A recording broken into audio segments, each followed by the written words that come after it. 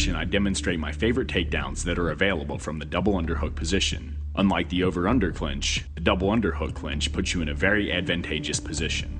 With both of your arms hooked underneath of your opponent's arms, you can clasp your hands together behind his back, pull his body into you, and execute all sorts of stealthy throws. I recommend spending some time on these techniques because after working so hard to obtain a dominant position, the last thing you want to do is lose it due to a lack of takedown techniques in your arsenal.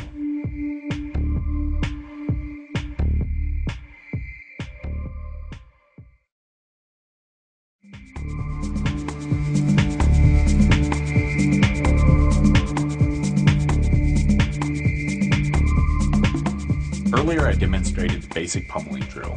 In this sequence I demonstrate how to use the pummel to establish a double underhook body lock. Here I begin with a right underhook and a left overhook. In order to establish a body lock, I need to turn my overhook into a second underhook. I accomplish this by placing my left palm flat against my chest, backing my left shoulder slightly away from my opponent, and then sliding my left hand underneath his right arm. Once accomplished, I slide my left arm all the way underneath his right arm and then clasp my palms together in the small of his back. I strongly suggest practicing this movement as much as possible. If you are unable to secure the body lock position, the techniques demonstrated in this section won't be possible.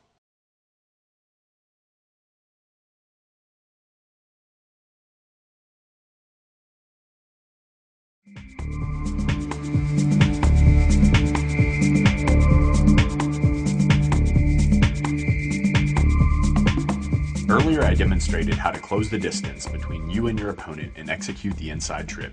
In this sequence, I demonstrate how to utilize the inside trip when you establish a double underhook body lock. To begin, I switch my stance by stepping my lead foot behind me and yank my opponent's hips towards my hips. As his body is drawn forward, he is forced to take a small step to maintain his balance. Before his lead foot touches down, I hook my new lead leg around the inside of his lead leg. It is important to do this quickly. If you allow your opponent to plant his foot and reestablish his base, it will be much harder to rip his leg out from underneath of him. To execute the takedown, I reap my leg backwards, taking my opponent's leg with it.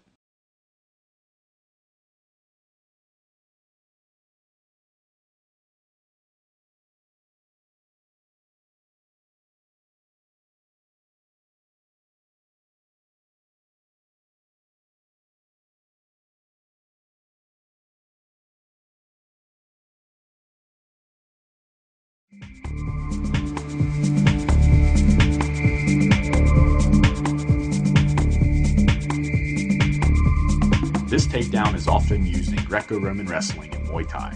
In both sports, you are disallowed from tripping your opponent to secure a takedown. Tripping is defined as putting any part of your body behind your opponent's body and forcing him to fall over it.